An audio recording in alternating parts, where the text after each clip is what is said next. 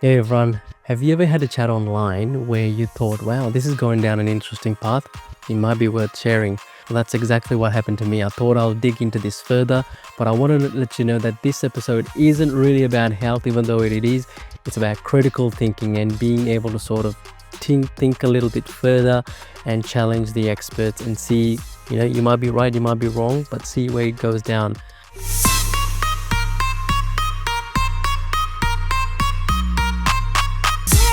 So if you're new to my channel, my name is OP. I talk about health, wealth, and happiness.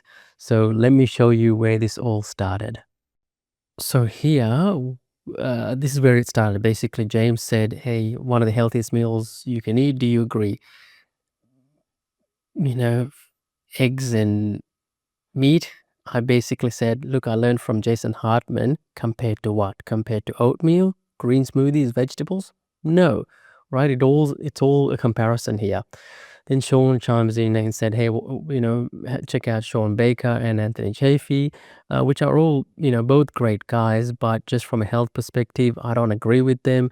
I mean, Sean himself have had testosterone issues ever since he's taken on the carnivore diet, and he's asked me to check out this 80-year-old lady who's been on a non-carb diet for 65 years.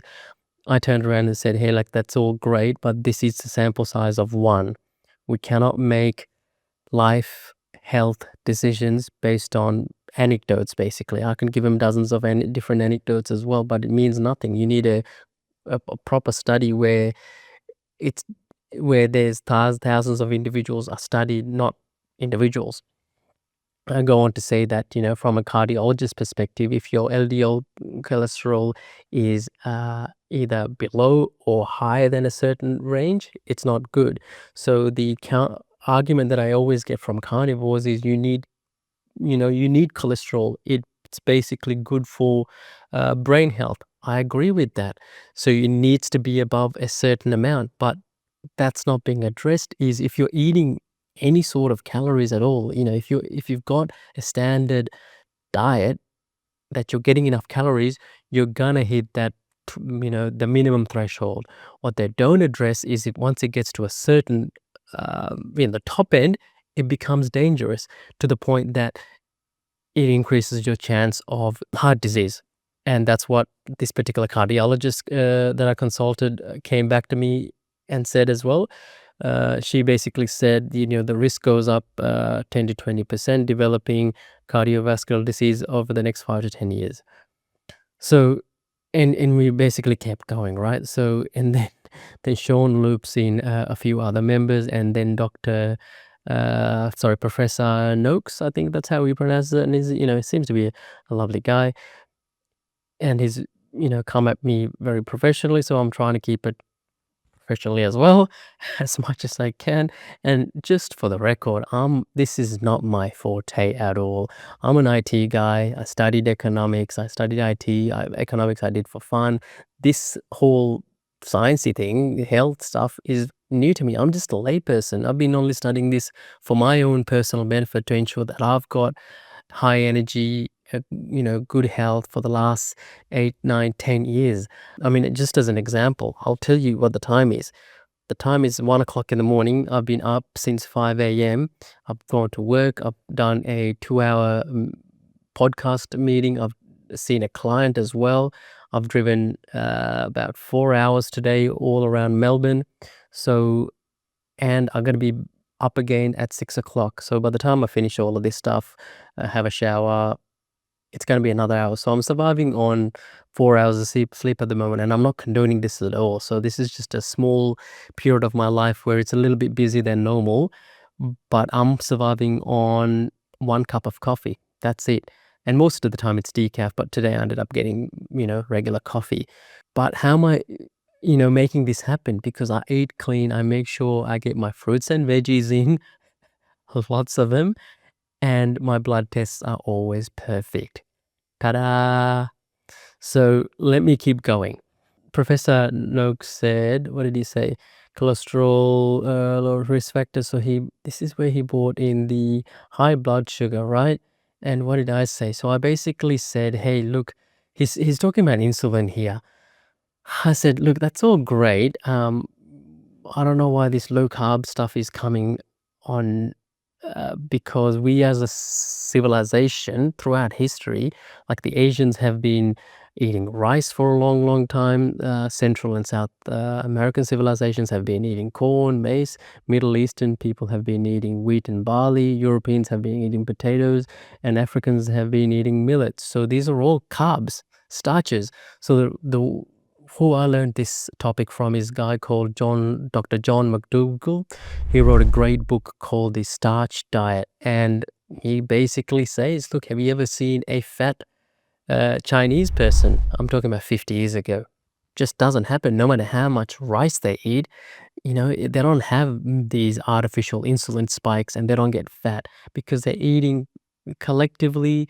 Sorry, they're eating to the point that they're actually burning off this uh, sugars, if you will, in plowing the rice fields. I know firsthand, and I mentioned this here as well. I know this firsthand when I was a young lad and I was visiting my grandparents in Sri Lanka. I would visit them, and my grandmother would make some of the workers, actually all of the workers, lunch.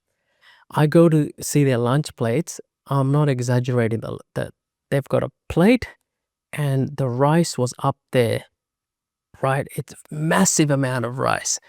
And the guys who were plowing the fields were huge, like massive. You'd think they were hitting the gym. They weren't hitting the gym. They were hitting the rice fields and plowing manually. Around the rice was just veggies put all around, just different types. And I don't recall any meat. If there was any meat, it would have been just a small portion, right? The majority of that was starches, rice. That was the staple diet then and now in Sri Lanka. So anyway, I'll keep moving on because otherwise it's going to take forever. And then Tim basically comes back and goes, when did when did the high carb diet begin? 4 million or 8,000 years ago? It wasn't 18,000 years ago. It was actually roughly around 10 to 12,000 years ago is when modern agricultural standards came into play. And then, we became used to farming, massive amounts of rice, massive amounts of corn and so forth. So that's when the starches came into our diets. And he's correct. So it's that point, not 4 million years ago. But this gets better. So let's keep going. So I asked him, what's the percentage of what's the percentage of the diet that the hunter-gatherers had was gathered versus hunted, which is plants versus meat, and what percentage of that were fats versus carbs. Anyway, he referred me, this is where we are at the moment, so he referred me onto this article. You're going to love this article. So this article, I did have it quickly summarized, but it basically goes on to say that, during the hunter-gathering phase, which is, 2.5 to 2 million years ago to somewhere around 10,000 years ago, that's when the hunter-gatherer phase was. We predominantly hunted meat, hunted large animals, and that was our sustenance. I didn't want to go into it in detail because I wanted him to answer me, because there's basically, even though they say they predominantly ate meat, when I looked into this, there were conflicting data in both. So some were saying people would eat a lot of plant-based stuff. The others would say they would eat a lot of animal-based foods. So I guess it depends on the region and so forth. Just to prove my point, let me ask our friend here. Hey there, what's up? During the hunter-gatherer times, what percentage was animal-based versus plant-based foods? Just give me a percentage. Sure, it varied by region, but a rough estimate is around 50% animal-based and 50% plant-based. Okay. How much of that was carbs? What percentage? Carbs likely made up around 30 to 50% of their total caloric intake, depending on the season and available food sources. So that's just one source, right? There's others that I've looked at. So the fact that they are claiming it was, all, do they say all of it? Let me just check. So I just quickly summarized it, blah, blah, blah, apex predators. Yeah, so it says basically high meat consumption, right? It doesn't say 100%, but it's pretty much up there. So for the sake of this argument, I'm going to agree with this and I'm going to go, hey, let's assume that during the hunter-gatherer phase, we as humans ate a predominantly animal-based diet. Okay, I'm gonna pause here. What's the problem with this argument? I'm pausing, I'm waiting until you think, compared to humans today, compared to hunter-gatherers from 2 million years ago, what's the difference here? If you don't know, let me try and give you an answer. What was the average lifespan of hunter-gatherers? The average lifespan of hunter-gatherers was around 30 to 40 years, but that's mostly due to high infant mortality rates. If they made it past childhood, they often lived into their 60s. Did you get that? Are you getting this? What does this mean? So this means that I should be dead, right? If I was a hunter-gatherer, I'd be, senior citizen, I'd be done and dusted. So if they live 30 to 40 years, who cares what they ate? If that ancient, hunter-gatherer was alive today, even if they ate potato chips, Maccas, and Coca-Cola every day, it wouldn't matter. The reason why it wouldn't matter is there isn't enough time for chronic illnesses to fester in their body and become an issue. Does that make sense? Have I got you so far? So because they only lived for a reasonably a short period of time, what we today would consider a short period of time, 30 to 40 years, 60 if you're lucky, right? But if we can take the average, say 40 years, there isn't, if you die at 40 today, that's considered dying young. What's our goal today as humans living in, the modern era? You tell me. All right, I'm going to give you an answer, and this is my answer, and I hope it would be the most common and logical answer for most people as well.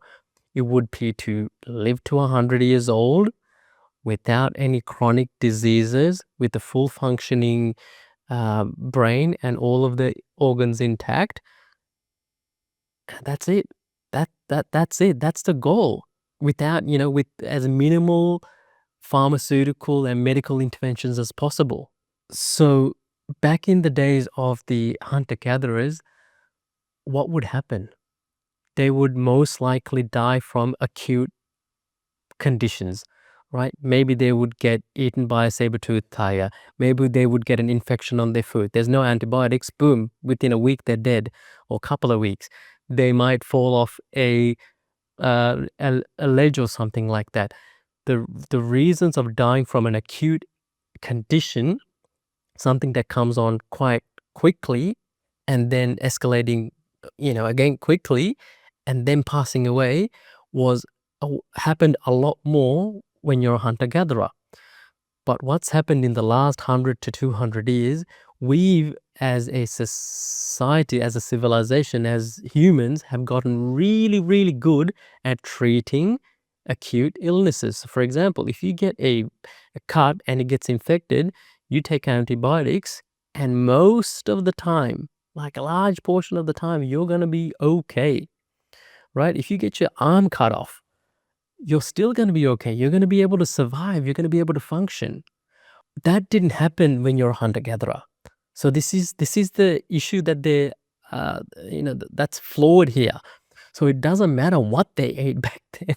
They were gonna die anyway at, age 30 to 40. It's a completely useless argument. So whereas today, what's the issue that we have today? The issue that we have today is chronic illnesses. We are horrible from a medical perspective at treating chronic illnesses. What do I mean by chronic illnesses? Illnesses that take on years and decades to come on, and they just have a sustained issue with our bodies.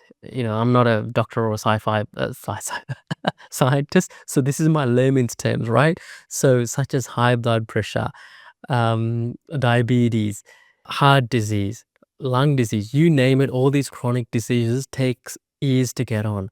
So if you get them, generally, you're not going to get them at 30 or 40, but they do start coming on at 50, 60, 70. And what's our goal again? Our goal is to live to 100. I mean, that's my goal. I'm just taking a shot and saying that might be your goal as well.